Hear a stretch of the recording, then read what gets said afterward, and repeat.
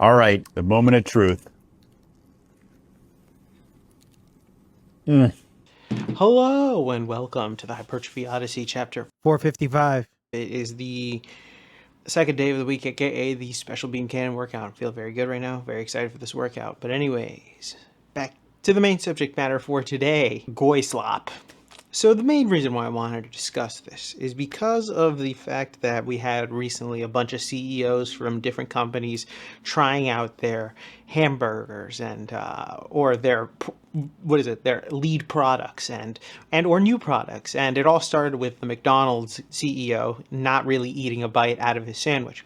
So I wanted to talk, one, about the food, two, about what are they serving us, and three, what do they know that we don't know? You know, things like that. It's a very interesting dichotomy. So I wanted to talk about that and why Goyslop, because this is a new term for this, as there have been rumblings in the internet for different areas of the world about why this. But you know, I don't want to get into the too political aspect of it. But I'll just say goy is a derogatory term used by a certain group, which I will leave it at that, that likes to refer to people that are not of their kind as goy. So I will leave that there. But that one's for your interpretations as well. But anyways, the slop part is genuine. That is, sometimes it is genuine slop, the things that they're putting in these foods, because the list of ingredients have become laundry lists of just shit in it. So today's episode, we're going to be looking at that, the in-shitification of all sorts of foods, specifically fast food and even restaurant foods, which we will take a brief look at in this episode. Maybe I'll make a whole episode about the restaurant industry, but we're going to be talking about that a little bit in here as well. And just the amounts of what are they feeding us that is happening. And I hope that people are kind of understanding or starting to come around to, and even I am guilty of just doing whatever. For the love of God, there's a protein bar review probably a few days ago, so I can't say that I'm immune to it, but this is just a look at as to what the hell are we eating type of deal, you know. So in today's episode, we're going to be looking at that and a few other things when we get to Mother Base. All right, so started this day off with squats, which are pretty good. But anyways, back to the main subject matter for today. Goyslop, or something made for mindless mass consumption to maximize profits for already rich monopolies and or to enforce the status quo, which is one of the many things that is said on here on Urban Dictionary. I would probably do some of the other ones, but they're a little long and a little too sensitive for YouTube. Let's just leave it at that. But anyway, the main reason why I wanted to discuss this is because this was something that was on my mind for a little while here.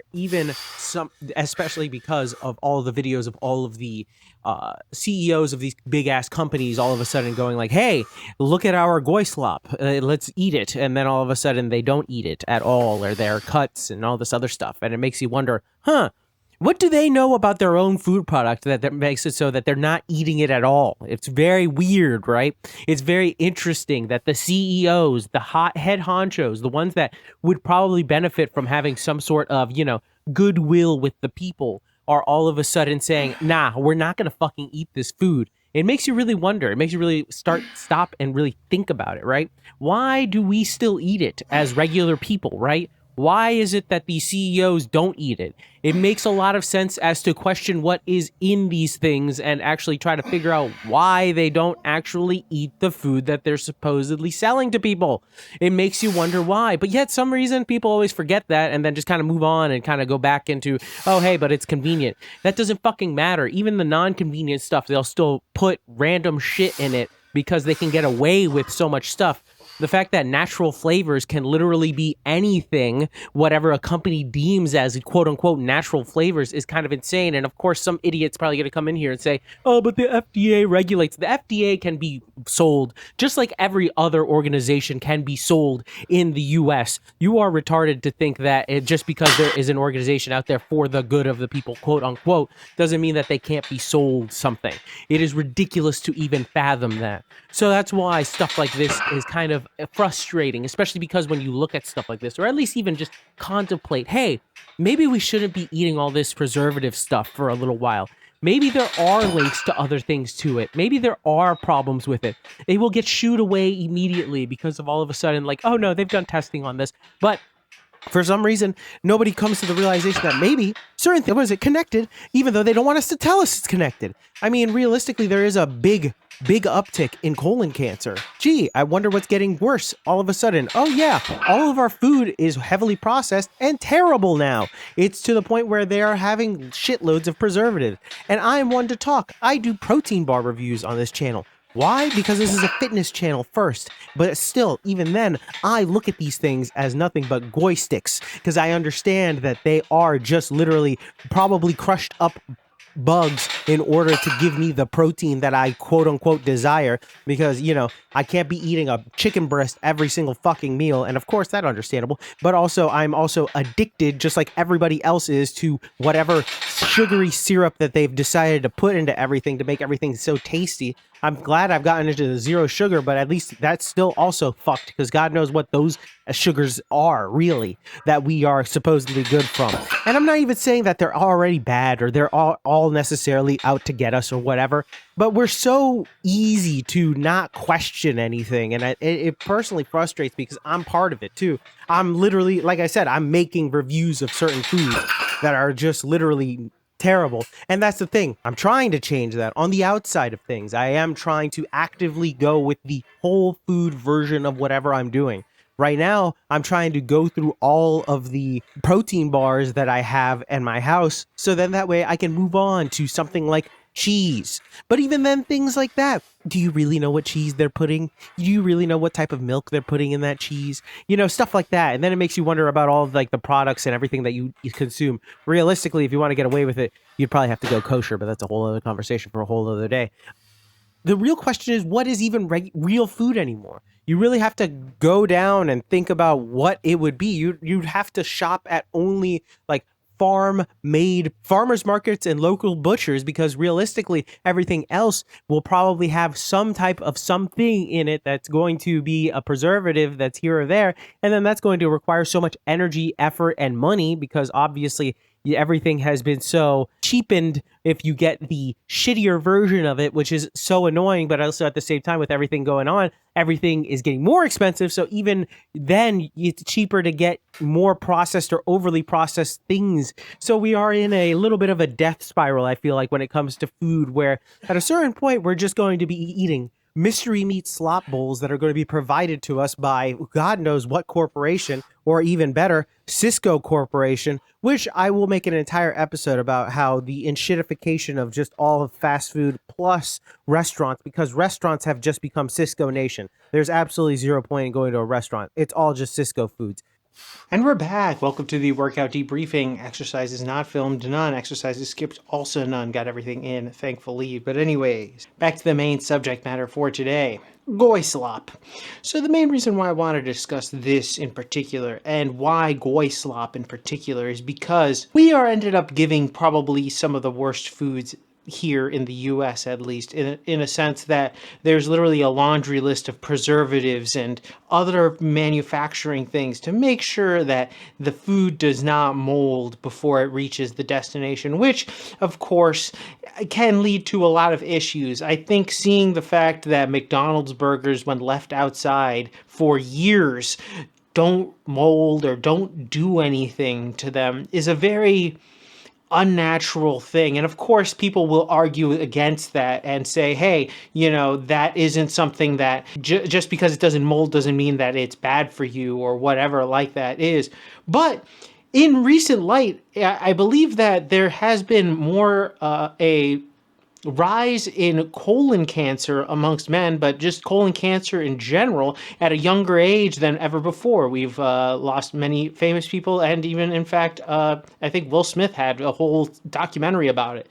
So it is something that maybe, hey, it might be affecting us, but nobody really wants to connect the dots there, because connecting the dots is going to equal a lot of issues later down the line, especially because we're feeding a bunch of people all of this stuff early in life, and then all of a sudden they're developing all these things. Now, of course, causation is not correlation, or correlation is not causation. See this video about that entire idea.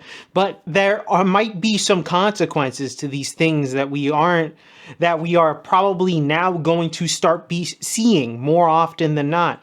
And I think that the cutting the corners, the seeing what companies can get away with, the rebranding of certain things in order to be whatever the fuck they want it to be, you know, like for example, natural flavors can be literally anything, if I remember correctly, because they don't have to really specify what it is. I think there's one more that's like that as well in an ingredient list, which is an insane thing to think about, but you don't know what the fuck they're giving you when you're eating this shit.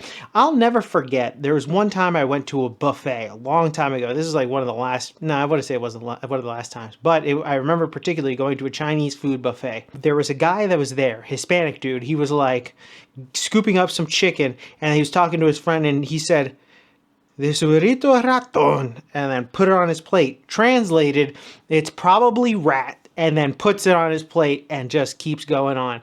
And I, to this day, vividly remember that. For the rest of my life, I'm going to remember that, because at that moment I realized, holy shit, they could be giving us rat here. Now, of course, some seedy Chinese buffet doesn't give a fuck. They're just trying to get as much money as they can with the least quality meat that they can get out of you. You know what I mean? They don't care. They'll also sodium it up to crazy amounts, but that's not the point. The point is that it's just another chain in the event of all of these things coming together to just make slop food that probably doesn't make you feel good, and probably would explain a lot of things, particularly mood swings and shitty moods, and just generally shitty like energy that you produce out into the world. It's kind of crazy.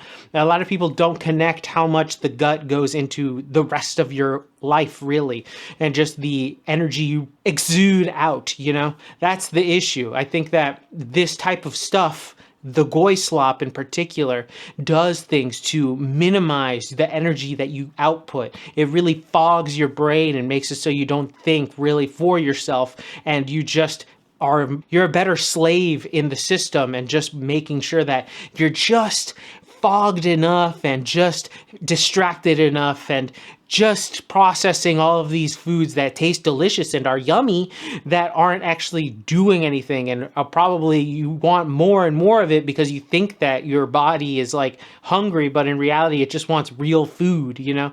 And then there's a whole issue of where to find the real food, which is a different story, but it's still, even that's kind of a challenge now, because you can't trust any of these grocery stores, because at the end of the day, who knows who runs them, right?